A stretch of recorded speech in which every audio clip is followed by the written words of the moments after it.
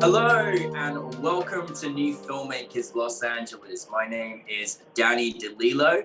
I'm delighted to be joined with the wonderful Patrick Clement with his fantastic movie Must Love Pie. But for those that haven't seen it, let's take a look at a clip. So much.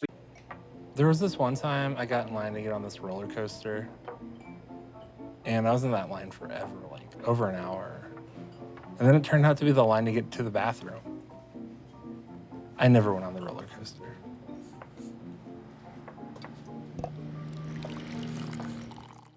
Patrick, it's great to join you again. Thanks so much for bringing your film to our film festival. Yeah. As I mentioned at the film festival, you got the best background I've ever seen on a Zoom, so it's amazing. But for those that haven't seen Must Love Pie, tell us a brief synopsis. Yeah, Must Love Pie is it's sort of a take on rom-com, and it's about a lonely guy who puts a personal ad in the newspaper and goes out to lunch with Gwen, and they hit it off. And despite a slight hiccup over their dessert preferences, they make plans to go on another date, and then Herb, the main character, gets stood up, and when Herb goes to her house, he finds out that something terrible has happened. True. Yeah. Well, I listen. When you just dive into a short film, you've got a very short time to really get affected by the characters. But I was already in it. I was like, please give me a series, give me something more. Like I was really enjoying it. But we'll come on to that a little bit later. But where did the inspiration come for you in creating this story and turning it into a film? Yeah, I mean, I'm a teetotaler with rom-coms at best. I think I have sort of a slightly off-kilter tastes, and so traditional rom-coms don't get me really excited. But I had this idea of a sweet rural America rom-com where somebody dies, and had this idea of this character. I think when you're in rural America, you spend a lot of time with a lot of different people. People are just more accessible, and so I think when you're open to meeting a variety of people and you're a storyteller, inevitably you find some kind of melange of character types. And it was also my thesis short for my Columbia master's degree program. So Yeah. And luckily we squeezed in before COVID, which was really nice. We actually we almost canceled the reshoot, but luckily, like rural Kansas, it was actually happened quite a bit later than the cities, so we were very lucky. Patrick, I'm like an absolute sucker for like diner scenes, and I just love the intimacy between two characters, particularly they're not met, and I always feel like that kind of third person is right there. You had two brilliant actors, and there's a kind of a secret because about their acting and everything else that I can't wait for you to share. Tell us about how you brought your cast together. Yeah, so when you don't work in a major market, you have very limited resources with actors, and typically you have to build the film around the performances, especially a film like this, which is very impersonal and human.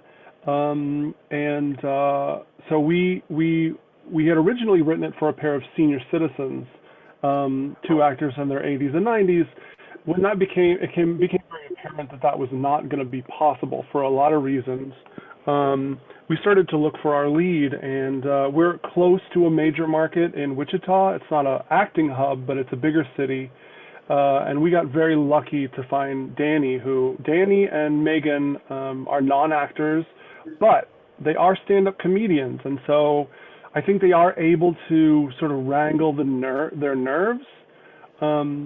Again, I couldn't have asked for more. I mean, we created a situation that could really showcase Danny as a person and as a performer, and we got very lucky.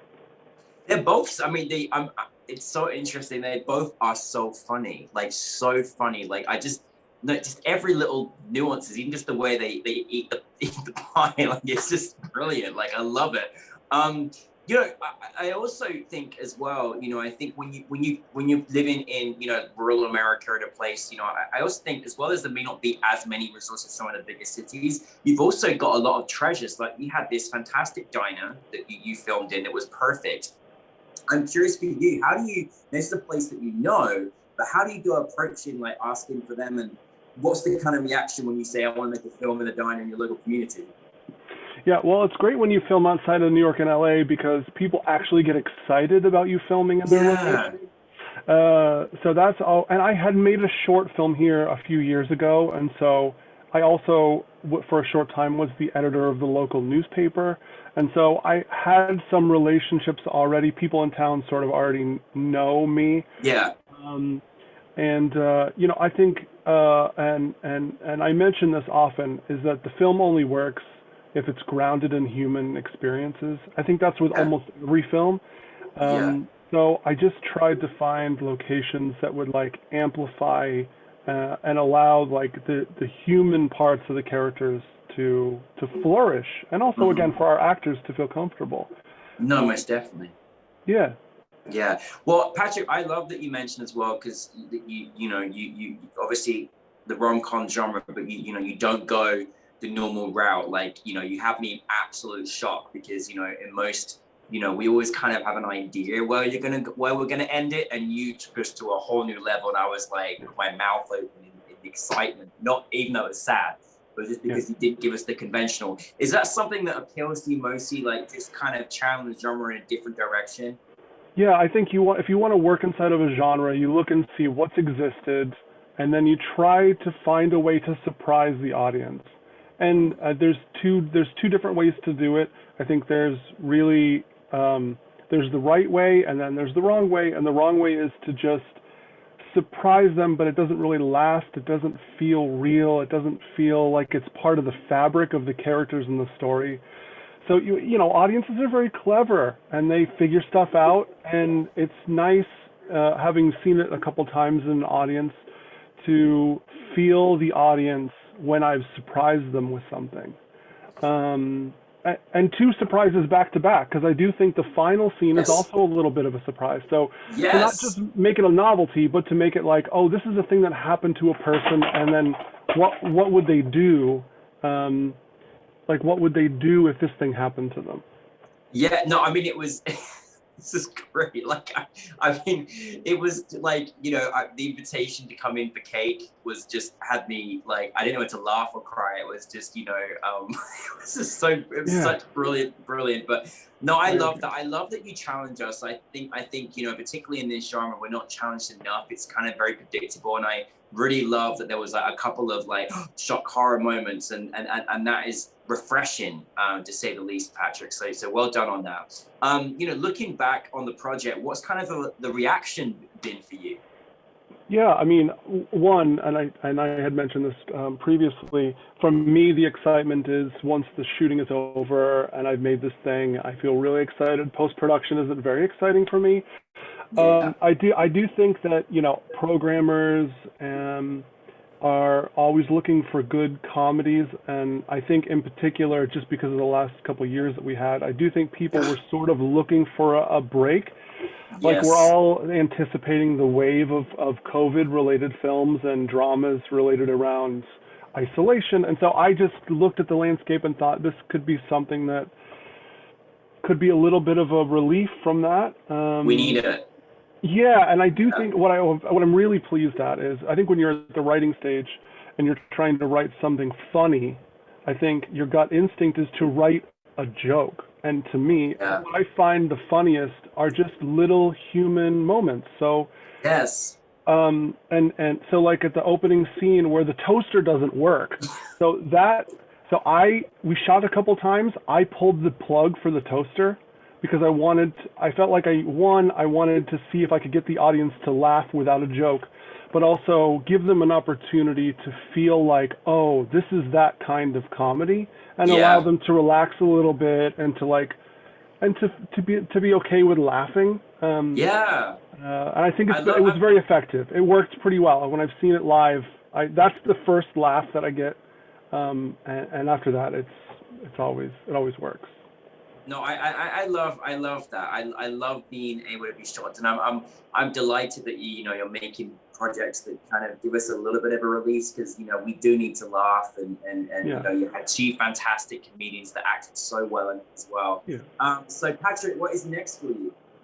Yeah, so like I said, I just graduated from Columbia at the directing MFA program in New York. I have two feature screenplays. One is at the tail end of financing. We have an actor attached. We'll shoot in the spring, and then I have a second screenplay that's an autobiographical screenplay. We were in the Blacklist feature lab that just happened a month ago. We were at Gotham Week, and hopefully we'll be able to shoot that next year. Two very different films and two very different films from this film, but yeah, hopefully I will be very busy this coming year. Fantastic, Patrick, and well done on graduating and already just embarking on these fantastic projects. Because you have obviously just not long finished Columbia, and you're obviously moving into your work. I'm just curious, a lot of people coming out of school, coming out of education, like what kind of advice do you have when you sort of like going into the big wide world, making your projects, like once you're out of that kind of educational system? Because a lot of people, it's a big shock sometimes when you're out there and you're going to make it. Is there anything you've learned along the way thus far? Yeah, I mean, it's really scary because you get pushed out into the world. I think I may have had a little bit of a different perspective. So I committed before I went to grad school, all I want to do is have a creative life. And so the sort of ups and downs of the business that we're in, I think, don't affect me as much as, say, some other people, because I have a little bit of a bird's eye view. But the key is to, one, enjoy the work and really set a level of success that you feel is successful for yourself, and try to not use the compass of other people's successes, because you're not them, you're you, and you're going to have a different path. And that's what the interesting thing about our business is, that there's no minor leagues. We all have our own path, and we all find our own level of success. And I think if you can keep that right sized, and you can find what you personally feel is a success, then I think you're going to be fine. And again, the goal is to have a creative life and live a life that where you can make stuff and it'll be, and be okay with failure too. That's a big one.